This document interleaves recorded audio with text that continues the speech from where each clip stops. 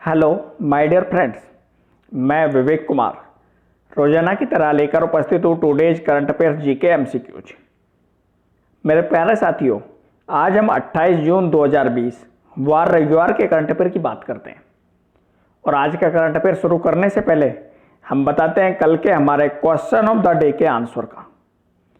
साथियों, कल हमने क्वेश्चन पूछा था कि खाद्य और कृषि संगठन के अनुसार ड्रोन के माध्यम से टिड्डी दल को नियंत्रित करने वाला पहला देश कौन सा है? Option A Bharat, option B Pakistan, option C Bangladesh और ऑप्शन डी अफगानिस्तान। मेरे प्यारे साथियों, खाद्य और कृषि संगठन के अनुसार ड्रोन के माध्यम से टिड्डी दल को नियंत्रित करने वाला पहला देश बना है Bharat. Option A right answer था हमारे कल का क्वेश्चन का, भारत।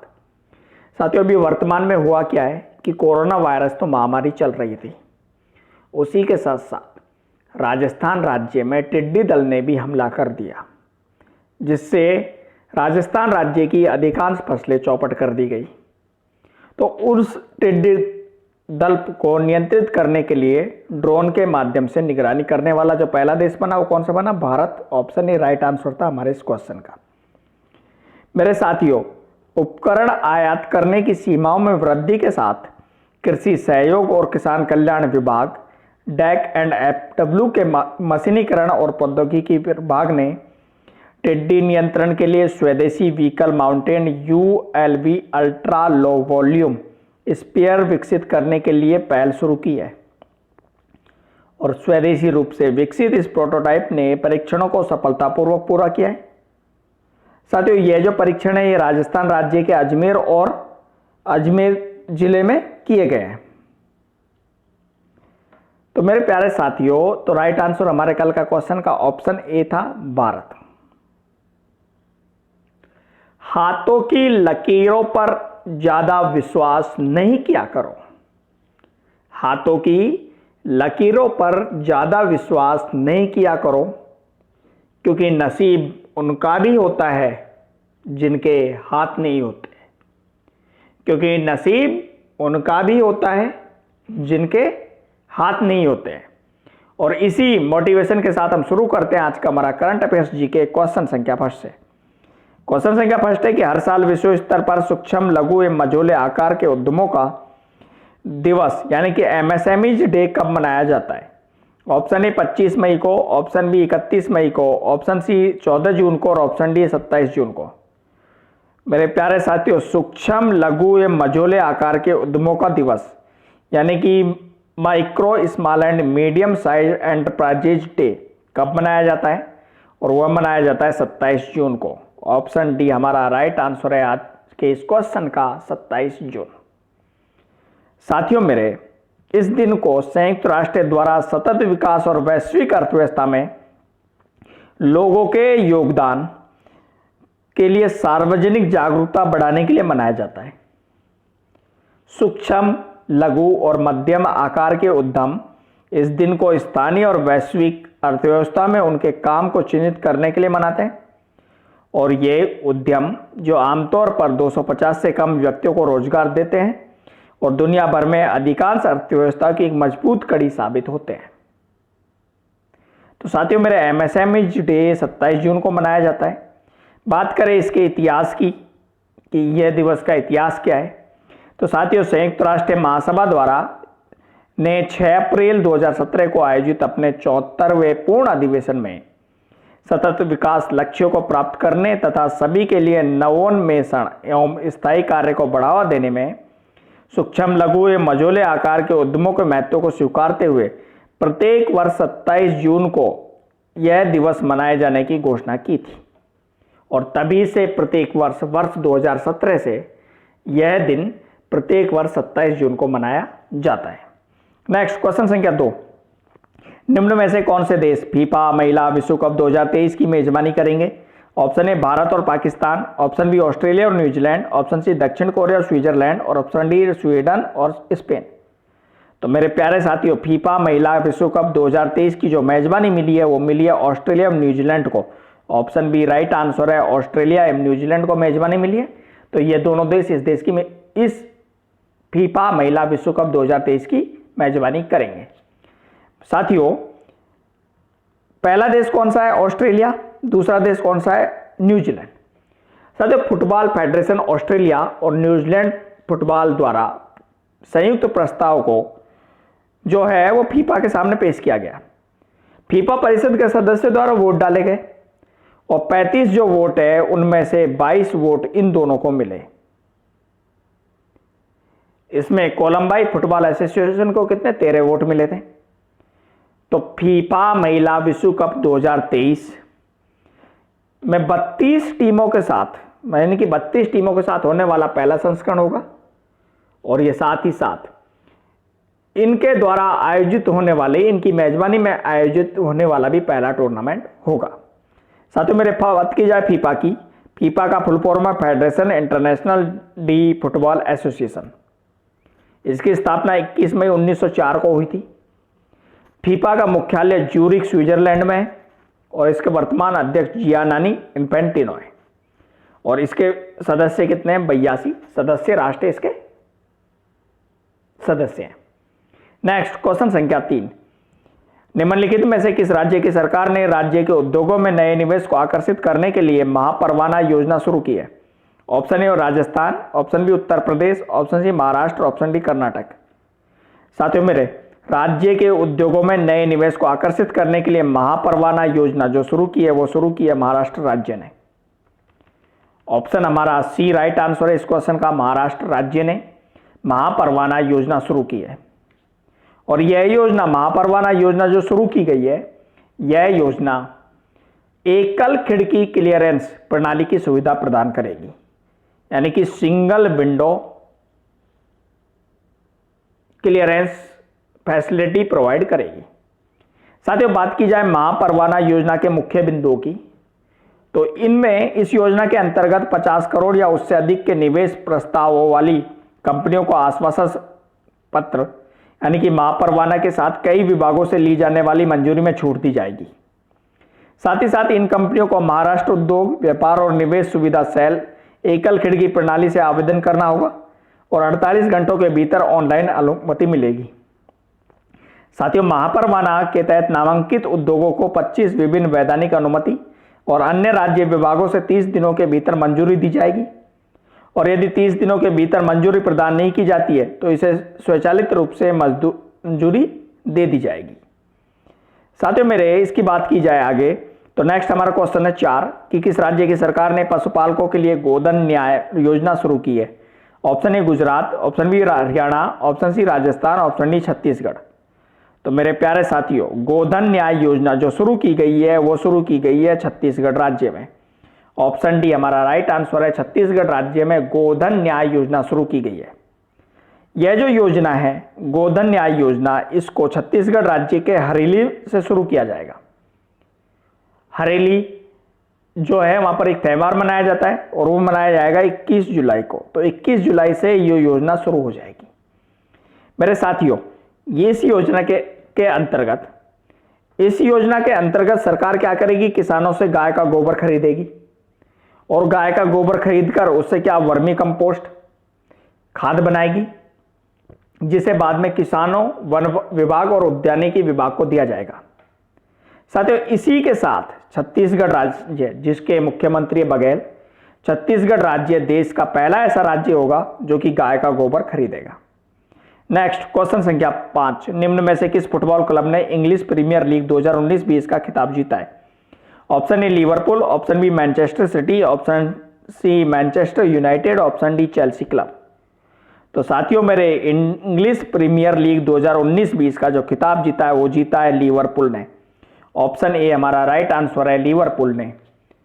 साथियों, इसके साथ ही जैसे ये खिताब जीता गया तो इसके साथ ही इंग्लैंड की इस फुटबॉल टीम, कौन सी? लिवरपूल फुटबॉल टीम ने 30 साल बाद लिवरपूल का चैंपियन बनने का अपना सपना पूरा कर लिया है। साथियों, 132 साल के इतिहास में मैनचेस्टर यूनाइटेड 20 और के बाद लिवरपूल 19 के पास ही सबसे ज्यादा लीग खिताब है। हुआ क्या था, कोविड-19 के कारण ये प्रीमियर जो ये लीग थी ये मार्च में होने वाली थी, लेकिन कोरोना वायरस के चलते इसे रोक दिया गया, इस पर बैन लगाया और इसे 17 जून से दोबारा शुरू किया गया और लिवरपूल जो चैंपियन बना वो बना था 25 जून को। नेक्स्ट क्वेश्चन संख्या 6, वर्ष 2020 की रिपोर्ट के मुताबिक स्विस बैंकों में धन जमा करने के मामले में भारत को कौन सा स्थान मिला है? ऑप्शन ए 27वां, ऑप्शन बी 43वां, ऑप्शन सी 61वां, ऑप्शन डी 77वां। मेरे साथियों, स्विस नेशनल बैंक SBNB की रिपोर्ट के मुताबिक 2020 में स्विट्जरलैंड के बैंकों में भारतीय नागरिकों तथा कंपनियों के जमा धन के मामले में भारत पहुंच गया है। कौन सा स्थान मिला है भारत को? 77वां। ऑप्शन डी हमारा राइट आंसर है, 77वां स्थान भारत को मिला है, क्योंकि पिछले साल के हिसाब से 3 स्थान कम है। साथियों, पिछले साल की बात की जाए तो पिछले साल में भारत को इस सूची में 74वां स्थान मिला था, और हालांकि भारत के कई पड़ोसी देश इस सूची में भारत से नीचे है, जिनमें पाकिस्तान 99वें स्थान पर, बांग्लादेश 85वें स्थान पर, नेपाल 118वें स्थान पर, श्रीलंका 148वें स्थान पर, म्यांमार 186वें स्थान पर और भूटान 196वें स्थान पर है। इस सूची में ब्रिटेन पहले स्थान पर कायम है तथा दूसरे व तीसरे स्थान पर अमेरिका और वेस्ट इंडीज है। साथियों, एसएनबी की बात की जाए तो एसएनबी जो है स्विस बैंक नेशनल बैंक है, उसका मुख्यालय जो है स्विट्जरलैंड के ज्यूरिख में है और इसके वर्तमान अध्यक्ष थॉमस जॉर्डन है। नेक्स्ट क्वेश्चन संख्या 7, विजडन इंडिया द्वारा किए गए एक सर्वेक्षण के अनुसार किस क्रिकेटर को अब तक का सबसे महान भारतीय टेस्ट बल्लेबाज माना गया है? Option A Rahul Dravid, option B Sachin Tendulkar, option C VVS Laxman, option D Sourav Ganguly. तो मेरे प्यारे साथियों, विजडन इंडिया द्वारा एक सर्वेक्षण किया गया और उसके अनुसार सबसे महान भारतीय टेस्ट बल्लेबाज जो बने वो बने हैं राहुल द्रविड़। तो ऑप्शन ए राइट आंसर है राहुल द्रविड़। ऑप्शन ए हमारा राइट आंसर है राहुल द्रविड़।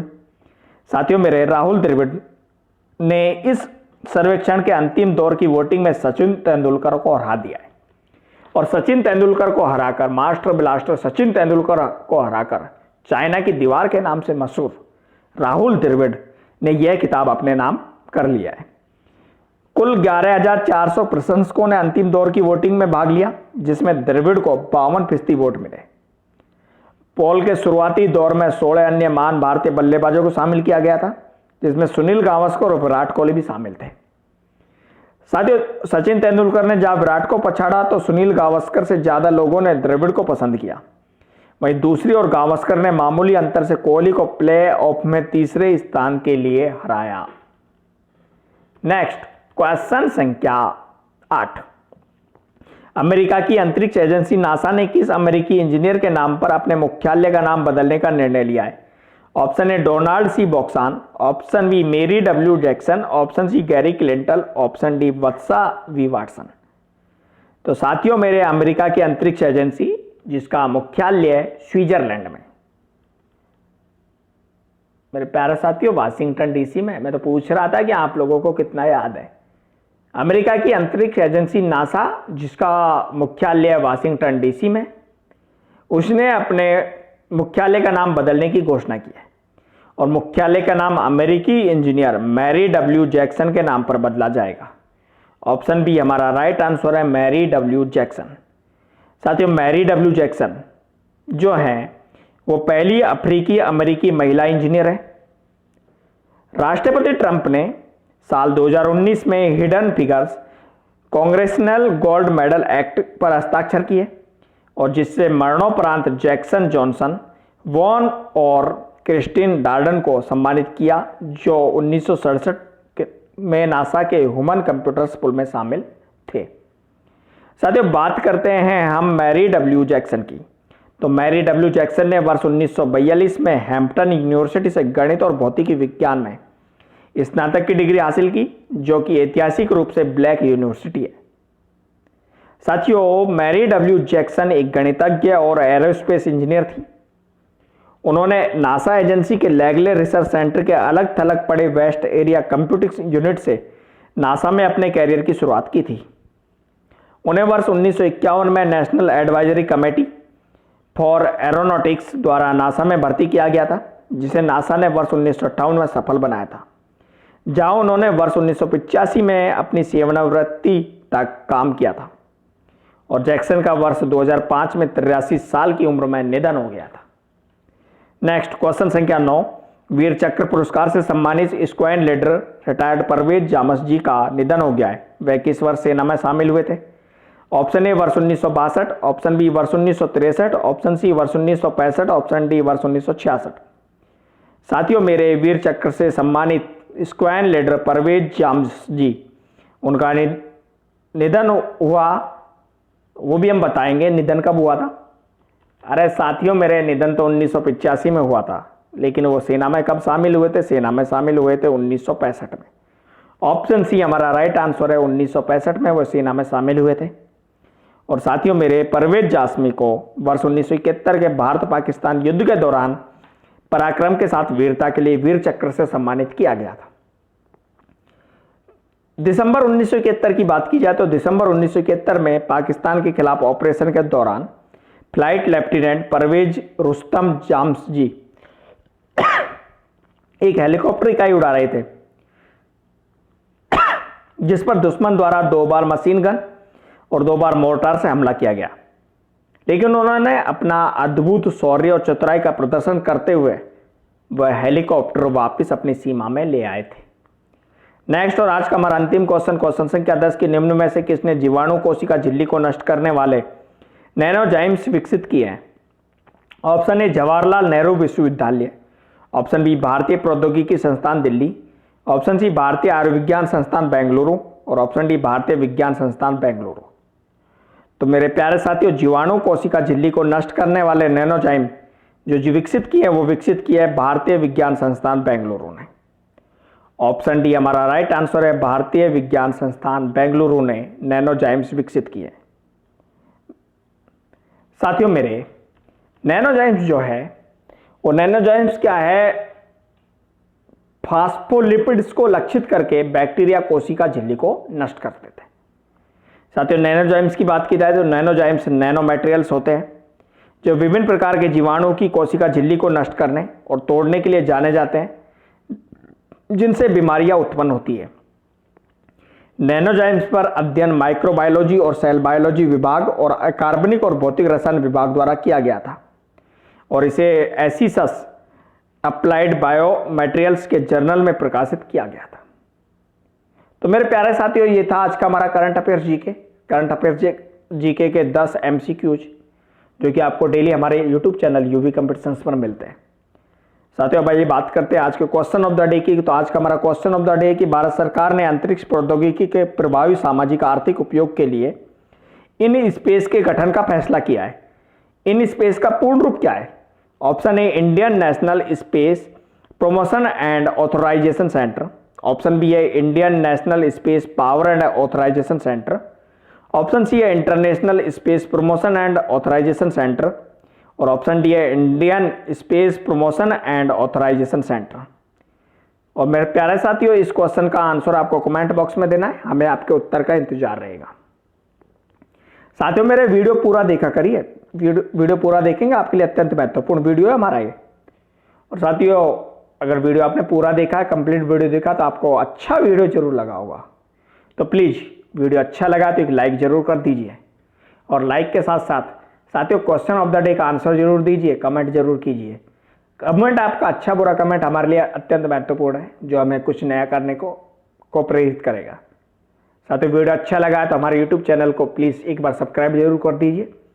हमारे यूट्यूब चैनल पर daily current affairs GK, weekly current affairs GK और राजस्थान जीके पढ़ाया जाता है।